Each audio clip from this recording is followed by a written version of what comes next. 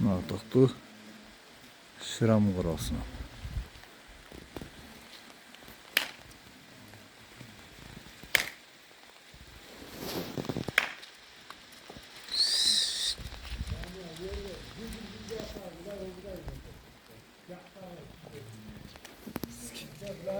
Neyse çıkacak koy.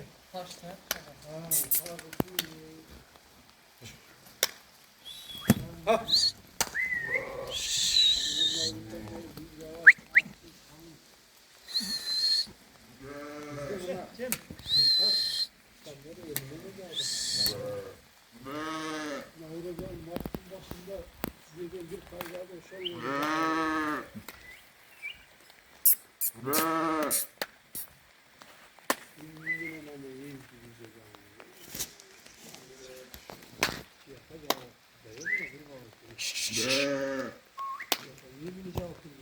Bayket atkanlar mı? Lan şu olsun bayki gitti ya. Yolda alıp koyup da kozlarını zorlar. Gözleri karaktı ya. Yaşına kadar alıp başlayın.